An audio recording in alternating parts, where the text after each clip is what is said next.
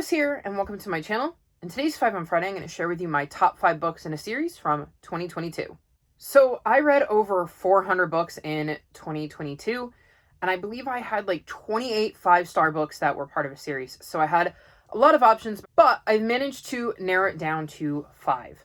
The one thing I will mention is that both this and my standalone video are going to have an honorable mention. So my honorable mention is Legends and Lattes by Travis Baldree. The reason this is an honorable mention is the fact that I have seen evidence that there is going to be a prequel. And so I don't know whether it should be on the standalone list or the series list, but it is easily one of my favorite books of 2022. It is a cozy fantasy. It is very low stakes, and it follows, I believe, an orc who is basically opening up like a coffee shop, and it completely introduced me to this world of cozy fantasy, and I absolutely adored that book. I flew through it, and I'm very excited about the idea of there being a prequel, but it definitely left me confused as to which list it should be on. So I've decided I'm going to use it for both lists as an honorable mention because I didn't want to bump off one of the other books and use it on the wrong list. So that being said, it is time to dive into my top 5 books, and these are in no particular order, but they all got 5 stars. So first up is Claude, Evil Alien Warlord Cat by Johnny Marciano and Emily Chenoweth. So this follows a cat named Wizcuz, who is an evil alien warlord, and he is ruling over his land when he gets deposed and gets sent to Earth, where he meets Raj, who has no idea that Wizcuz is this alien cat, and takes him in and names him Claude. From there, hilarity ensues as we see both points of view, and we see Claude trying to figure out how to get back to his planet and back to being Wizcuz, the evil alien warlord, and Raj just trying to survive in this new town and enjoying having this new pet, having no idea of the truth behind who Claude really is. So, obviously, one of the things I really, really loved about this book is the humor. I mean, his name is Wizcuz, and he's from the planet Litterbox. There's tons of puns like that in this series. I think I've read the first 3 books, and I've really, really loved them, but this was completely out of left field. I was not expecting to enjoy it as much as I did, or laugh as much as I did. So, yeah, it just surprised me in the best possible way, and was a no-brainer for this list. In the complete opposite direction, I'm going to go with A Light in the Mist by Aaron Hunter. So this is the 6th book, and the 7th, maybe? 1, 2, 3, 4, 5, 6, 7. Yes. The 7th arc of 6 in the Warrior series. So, if you're new to my channel, Warriors is a series that follows forest cats that live in clans. The Aaron's write books in arcs of 6. There are standalones that are super editions. There's mangas and graphic novels and novellas. And this is the last book in the 7th arc. So obviously, I'm not going to tell you anything about the plot line. But the reason this has made my favorite book in a series in 2022 is because I cried hard multiple times. I think I spent a majority of this book crying. And it hit me in the feels. It just packed such a punch. And by the,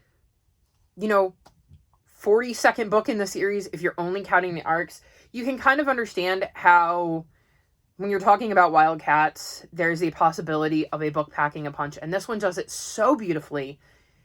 And it is not the first time the Aarons have made me cry, and I'm sure it's not the last.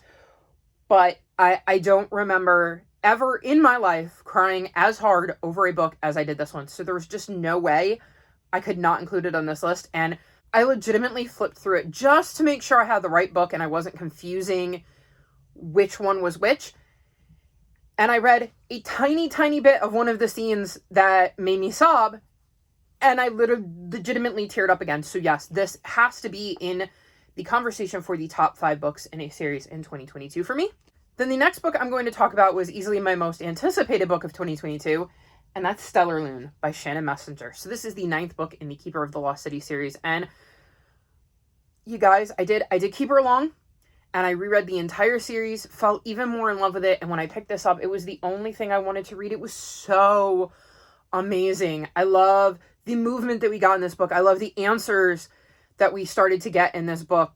I mean, given that I believe it's a 9th book in the series out of 10, so there should be some things wrapping up, though there were more questions it left on. I need book 10 now, and I know I have a wait for it, but my God, this series just continues to impress me, and I loved everything about this book, and there are some questions. I need to know what happens next. I do, and I would imagine that whatever year book 10 is released, it will make my top books in a series that year because, well, this was just absolutely brilliant.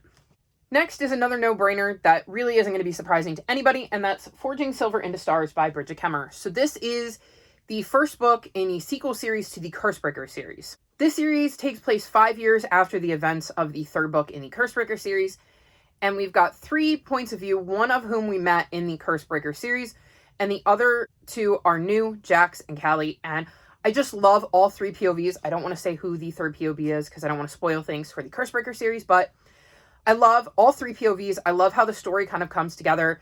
There were massive, massive twists and turns. I would suggest watching my 5-star prediction video if you would like to know some of my thoughts, because I do go into spoilers a little bit, because there was a massive twist in this that blew my mind and was not expecting, because, and it's not a huge spoiler, but it is one of those things that if you had told me going into this that I would have come out of it with that opinion, I would have been just completely flabbergasted. So I will link that 5-star reaction vlog in the description below if you'd like to check it out. But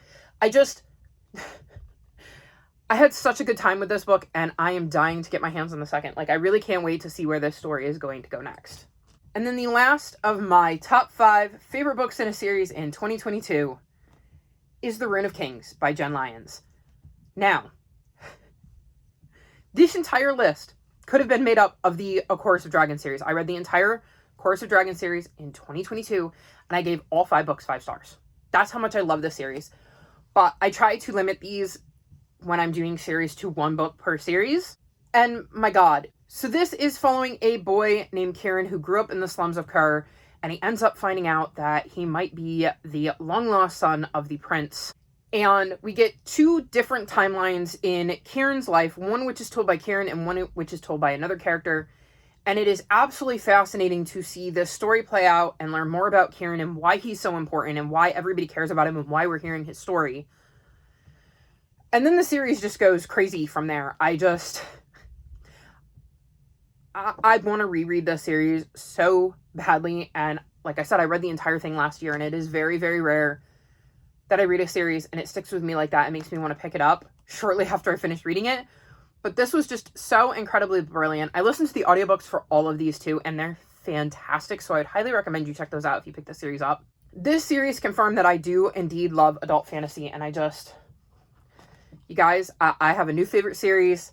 Was not expecting this series of all of them to be a new favorite, but it very much was. And I literally mean I could have had all 5 books on this list, but you got to go with the OG, the original, the very first book in the series. Because if I hadn't loved this one, I wouldn't have picked up the others, and it wouldn't have mattered that they were all 5 stars. So The Rune of Kings is the 5th book on my top 5 books in a series in 2022. So these were my favorite books in a series in 2022. What was your favorite book you read that was part of a series last year? Let me know in the comments section below. All my social media is linked in the description below if you'd like to come chat with me. If you've made it this far in the video, leave me a coffee emoji in honor of legends and lattes.